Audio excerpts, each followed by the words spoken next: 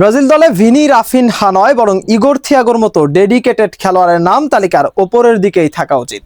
তবে কে এই তারকা, কোথা থেকে উঠে এলেন তিনি, তা নিয়ে আরো বিস্তারিত থাকছে প্রতিবেদনে। ব্রাজিল দলে বড় নামের ভিড়ে এবার আলোচনায় উঠে আসছে এক নতুন নাম, ইগোর থিয়াগো। ভিনি ও রাফিনিয়ার বদলে একজন ডেডিকেটেড স্ট্রাইকার হিসেবে তাকে নিয়েই বাড়ছে আলোচনা। ক্রোয়েশিয়ার বিপক্ষে নিজের দ্বিতীয় ম্যাচেই গোল করে ইতিমধ্যেই নজর কেড়েছেন এই তরুণ ফরওয়ার্ড। 2001 সালে ব্রাজিলে জন্ম নেওয়া ইগোরের যাত্রাটা মোটেও সহজ ছিল না। ছোট বয়সে বাবাকে হারিয়ে সংসারের দায়িত্ব কাঁধে নিতে হয়েছিল তাকে। রাজমিস্ত্রির কাছ থেকে শুরু করে সুপার মার্কেটের চাকরি সংগ্রাম করেই উঠে এসেছেন ইগোর থিয়াগো। ব্রেন্টফোর্ডে যোগ দেওয়ার পর শুরুটা ছিল দুঃস্বপ্নের মতো। ইনজুরির কারণে প্রায় পুরো মৌসুম মিস করেন, খেলেন মাত্র কয়েকটি ম্যাচ। কিন্তু সেখান থেকেই ঘুরে দাঁড়ান ইগোর। 2025-26 মৌসুমে সব প্রতিযোগিতা মিলিয়ে করেন 22 গোল, হয়ে ওঠেন দলের অন্যতম ভরসা। শুধু গোলই নয়, তার শট অ্যাকিউরেসি, কনভার্সন রেট সবই তাকে আলাদা করেছে।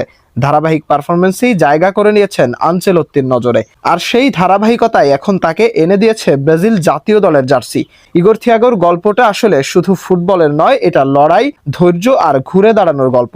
এখন দেখার বিষয় এই তরুণ স্ট্রাইকার কতটা বড় স্বপ্ন পূরণ করতে পারেন সেলেসাওদের হয়ে। মাশরাফি, নিশানা স্পোর্টস।